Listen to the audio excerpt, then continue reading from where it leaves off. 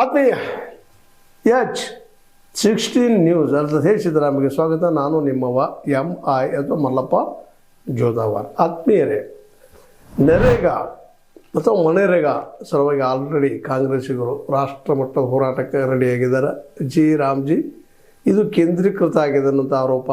ಅದರ ಜೊತೆಗೆ ರಾಜ್ಯಗಳ ಸಮ್ಮತಿಯನ್ನು ಪಡೆದಿಲ್ಲ. 40% ಅವ್ರ ಮೇಲೆ ಹಾಕಿದ ದುಡ್ಡನ್ನು ಹಾಕಬೇಕಂತ ಹೇಳಿದ. 125 ದಿನ ಮಾಡಿದ್ದು ಒಳ್ಳೆಯದಾದರೂ ಸಹಿತ ಇವೆಲ್ಲ ಇದು ಸಾಧ್ಯ ಇಲ್ಲ ಅನ್ನುವಂಥ ನೆಲೆಗಟ್ಟಿನಲ್ಲೇ ಕೇಂದ್ರೀಕೃತ ಆಗ್ಯದ, ಹಳ್ಳಿಗಳಂತ ಮುಖ ಇಲ್ಲ ಅನ್ನೋಂಥ ದೊಡ್ಡ ಆರೋಪ ಮಾಡಿದರು.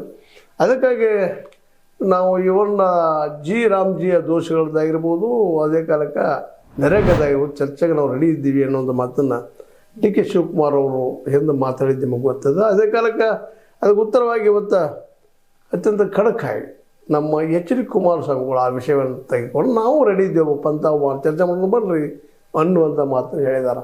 ಇಲ್ಲೊಂದು ಸೂಕ್ಷ್ಮ ಗಮನ ಹರಿಸ್ಬೇಕಾಗಿದ್ದೇನಪ್ಪ ಅಂತಂದ್ರೆ, BJP ಇದ್ದಿದ್ದು ನಿಧಾನಕ್ಕೆ ಈ HD ಕುಮಾರಸ್ವಾಮಿಗಳನ್ನ ಮುಂದಕ್ಕೆ ಅಂದ್ರೆ ಒಂದು ಫ್ರಂಟ್ ರನ್ನರ್ ಆಗಿ ಬಿಡ್ತಾ ಇದೆ ಅನ್ನೋದು ನಾವು ಗಮನಿಸಬೇಕಾಗಿದೆ ಇಲ್ಲ ಅಂತ. ಯಾಕಂತಂದ್ರೆ ಸ್ವತಂತ್ರವಾದ ಮೀಡಿಯಾಗೆ ಬೇಕಾಗಿರುವುದು ಸ್ವತಂತ್ರ ಧ್ವನಿ. ಆ ಸ್ವತಂತ್ರ ಧ್ವನಿ ಉಳಿಸಲು ನೀವು ಮಾಡಬೇಕಾದದ್ದು ಇಷ್ಟೇ. ಅದೇನಪ್ಪಾ ಅಂತಂತಂದ್ರೆ, ನಿಮ್ಮ ಕೈಲಾದಷ್ಟು ಸಹಾಯ ಈ ಚಾನಲ್ಗೆ ಮಾಡಿ ಹಾಗೂ ನಿಮ್ಮ ಧ್ವನಿಯನ್ನು ಕಾಪಾಡಿಕೊಳ್ಳಿ.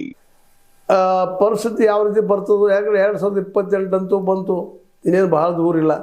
ಅದಕ್ಕೆ ಈ ಇದರಲ್ಲಿ ಏನಪ್ಪ ಅಂದ್ರೆ, ಒಂದು ಕಡೆ ನಮ್ಮ ಯಡಿಯೂರಪ್ಪನವರು ಅವ್ರ ಮಗ ಇದ್ದಾರೆ.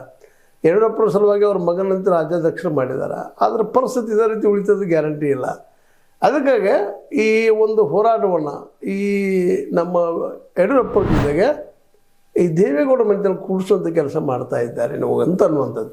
ಯಾಕಂದರೆ ಆರ್ ಅಶೋಕ್ ಆಗಿರ್ಬೋದು, ಮತ್ತೇನಾಗಿರ್ಬೋದು, ಎಲ್ಲರೂ ಇದ್ದಾಗ ಇವರು ಜಂಟಿಯಾಗಿ ಈ ಹೇಳಿಕೆ ಕೊಡ್ತಾರೆ, ಪಂಥವನ್ನು ಮಾಡ್ತಾರೆ. ಬರಪ್ಪ ನಾವು ಮಾತಾಡೋಕೆ ರೆಡಿದ್ದೀವಿ ಅಂತೇಳಿ ಕುಮಾರಸ್ವಾಮಿಗಳು.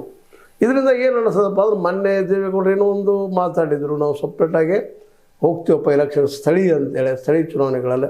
ಆದರೆ ಇವತ್ತು ಫ್ರಂಟ್ ರನ್ನರಾಗಿ ನಮ್ಮ HD ಕುಮಾರಸ್ವಾಮಿಗಳು ಬರ್ತಾಯಿದ್ದಾರೆ. ಇದರ ಅರ್ಥ ಏನಪ್ಪ ಅಂತಂದ್ರೆ, ಸೂಕ್ಷ್ಮವಾಗಿ 2022 ಚುನಾವಣೆಯಲ್ಲಿ ಅಹಿಂದ